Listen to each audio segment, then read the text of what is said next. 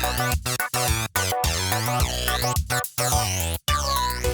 literally feel like I'm hemorrhaging brain at this point. So many little tiny mistakes, like using up all of my item casing, making 13 cells instead of the 3 or 4 that I needed.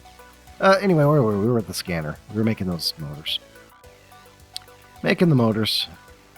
This, of course, not going to pull in the iron. Iron. Alright, so 2 motors. Alright, now we should be able to make the scanner. Now, the scanner by itself, not terribly useful. What we also need to go in the scanner is crystal memory. All my weird crystals. Oh, I got some cute crystals left. Crystal mem. So we need to make a crystal memory raw. And for that, we need obsidian dust or obsidian powder, which is fairly easy. You just grind up obsidian. In fact, we probably already have some. But the thing that we need that we don't have is silicon dioxide, which is why we need the thermal centrifuge. You take clay dust. For clay dust, you put it through your thermal centrifuge, and it makes silicon dioxide. Clay dust you get by grinding down a clay block in a macerator. So let's get some clay blocks. Do I have clay blocks? I do. Should not need this much clay, but we're just going to throw a whole bunch in this macerator. Yep, thank you for making uranium. Alright, so it's just going to grind up that clay. As you can see, our ore washing plant is kind of done. We're going to need some more water here. As it turns out, we have some water right here. Where'd my wrench go? So we'll just take this and we'll stick her. This is the cheesiest way to do this.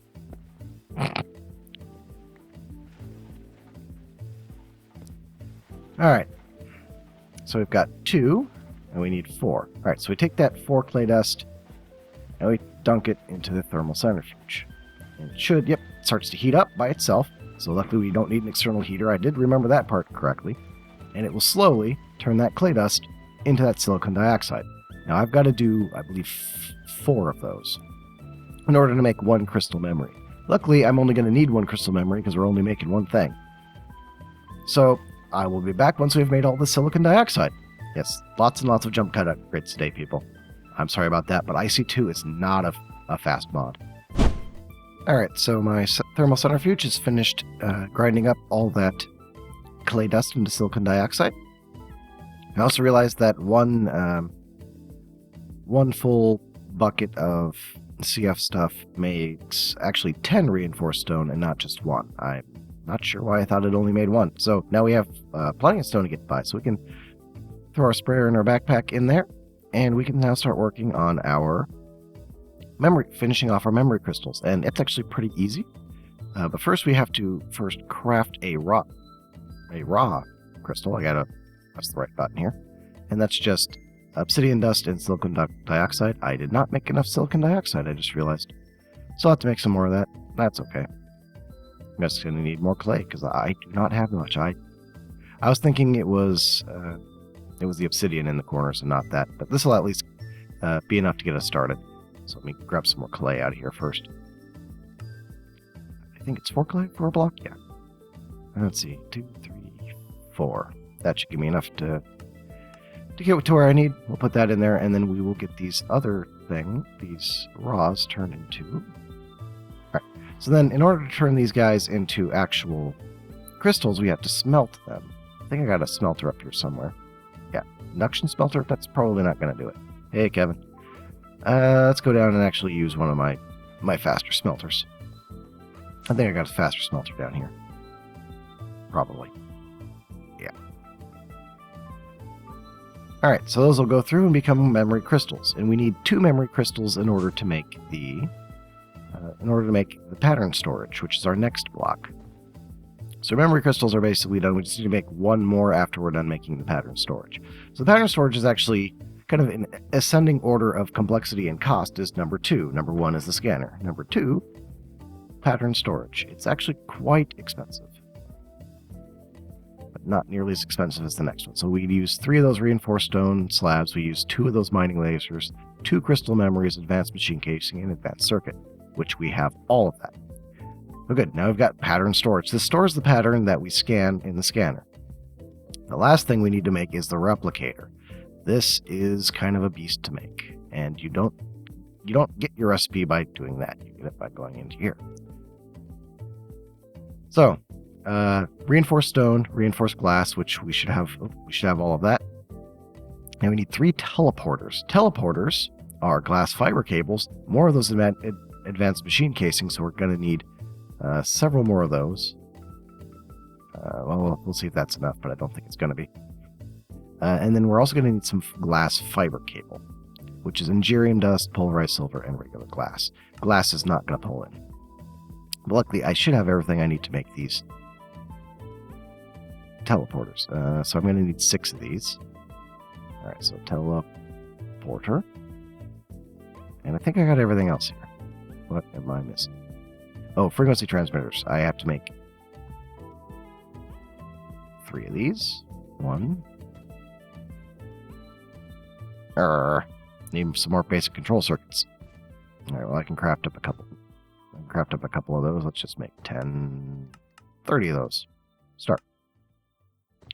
Jump cut upgrade initialize. In a way, these jump cut upgrades are actually kind of nice because it does give me an opportunity between scenes to take some sips of my tea and to blow my nose. So if that's oversharing, I apologize. All right, so teleporters. Take 2. Now we should have everything for these. 1, 2. Oh, do we need more advanced? We do. All right, so we've got to make machine casing. So we need iron plate. So we're going to need at least, I think, 2 more of these. Where's my regular iron plate? There it is. All right, so let's make 6 of these, and then we'll make 6 advanced machine casings. Kevin, I'm kind of busy. I can't play with you right now. I'm sorry. All right, so back to teleporter. This should be the final teleporter. I would sing the final teleporter version of the final countdown if my throat didn't feel like it was on fire. All right, so that was all to make the Replicator. Now, that's actually the first part of the Replicator. The first bit of high cost. Next one is we need two HV transformers. And to get those, we need to start with 2 MV transformers. And of course, we're going to need more basic machine casings, I think. Okay, good. We do have enough to do that. All right, so grumble. So we need 2 of these. 1, 2. I don't think they stack, yeah. As they should not stack because they're super metadata. And then into those, we need to make, we need to craft the stuff, but I'm pretty sure I don't have these advanced RE batteries, but I should have everything to make them. Right, they're not going to stack either. All right, so now we should have everything for this guy. And for that guy.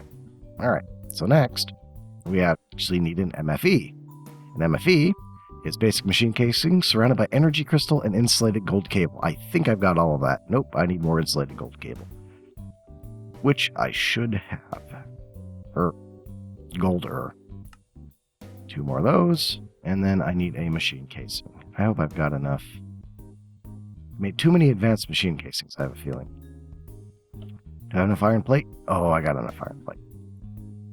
Had enough iron plate, I could have made 2 more of these. Alright, so Replicator. Derp. Alright, so now we have everything we need in order to make this horrendously expensive machine. With all of its lovely nested recipes. And we need our reinforced glass surrounded by reinforced stone at the top.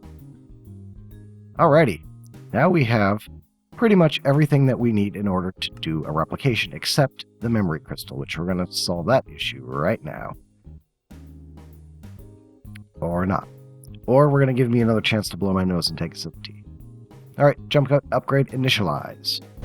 Alright, so our crystal memory is complete. I went ahead and smelted it and got it to an empty memory crystal. Now we are ready to set this thing up. And I created a nice little area for it down in my automation factory. And it's right up here. Mostly put so that I had access to the energy system, which I barely need any of. So here's our mass fabricator. So it's going to be easiest, I think, if we go from right to left, even though it feels backwards. So we'll put our scanner at the very end here. Next to that, we'll toss our pattern storage. And beside that, we will put our replicator. Yeah. Yeah, we'll do that. Okay, so what we do is we put our crystal memory in here. Goes down there. Now we have to grab the thing that we want to scan, which in this case is nether quartz. Nether quartz. Good job, huh? Alright, so it scans the nether quartz. It's going to take a while to scan. It takes a bit of energy to do it, but it shouldn't be too bad. So that'll scan away. And then once that's done, I'm sorry for yet another jump cut upgrade, but again, this is IC2, and IC2 is kind of slow. It's sort of like forestry in that way, in that if you want something, yeah, see now we've got some energy problems going on. What we're going to do is we're going to pull this off of our power bus for the time being.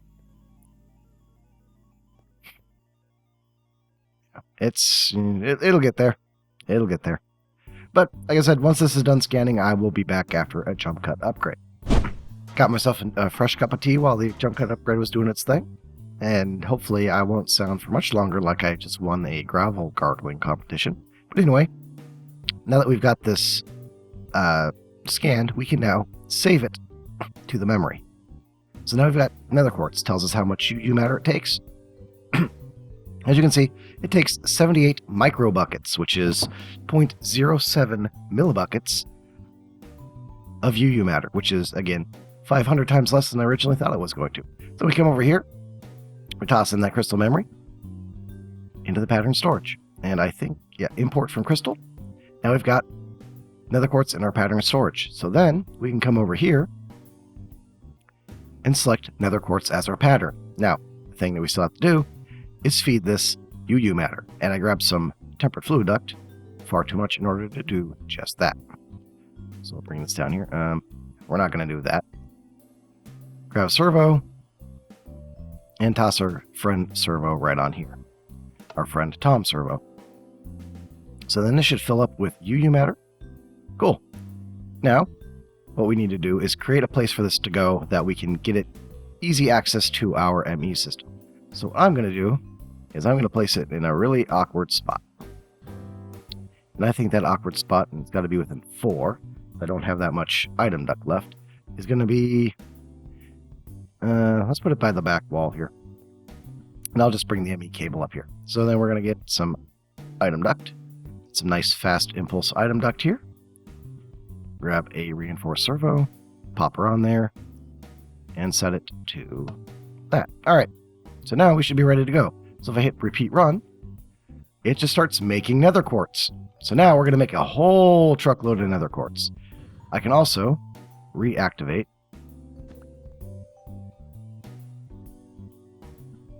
Where did that go? Right in there. So now I can reactivate that guy. So that's actually sucked in all the, 16,000 millibuckets. So this is going to make a lot very quickly. Which is okay, because we need about 5,000. So we're already a tenth of the way there. But now we need to gain access to our... No, I did this all dumb. Now we're going to get access to our ME system. So that it can pull from that when I set up the auto-crafting job to make all of our spatial pylons. And hopefully, I set this to make more ME glass cable just a bit ago, and it is done. So what we'll do is we will just take this right through the floor right here. So this is my automation system floor, so it doesn't have to be pretty. And we'll just toss a ME storage bus right on the side there. And as always, I set my priority to 1,000 so that it preferentially will put, and it'll put any new nether quartz into this cache if it can. Oops, sorry. And then I also grabbed, let's just put them all on my bar here. I also grabbed a white paintbrush from Buildcraft so that I can color this like the pipe that it, or the cable that it's going to hook up to, which is down here. All right. So again, this is kind of ugly, but it'll work. All right, and we'll bring that. Oh, I did this kind of dumb because I forgot. All right, so we can actually grab that off of there. put her right there. Sorry about the frame lag. I guess the frame rate problem is coming from my smelter, maybe? I should empty that out or maybe just take it down. I don't think I need it for anything anymore. Oh, well, no, I'll need it to make the Manulian. Why aren't you coloring? Did I just lag myself out? Did I do something bad? Hello? Alright, so it turns out that the problem was that you can't actually paint a flux cable. Sorry, if it's in the same space as a microblock, so I just had to remove them, put them on the wall, and paint them different colors. So this should give us... I've always been problem children. So this should give us access to all this nether quartz, which we are now almost up to the 5,000 that we need. And this thing is still going strong. It hasn't yet drained all the UU matter that's still in the fluid duct. So as I said, this is going to produce way more than we need. So if we come over here and look at nether quartz, yep, still going up. So now we have our system to produce nether quartz. And I'm just going to leave this whole system up and running until all the turbine blades wear themselves out. So that is that. That is nether quartz taken care of. So now I have all the materials that I need in order to build my AE2 spatial pylons. And we will get to actually getting those set up, built, and set to automation at a later date.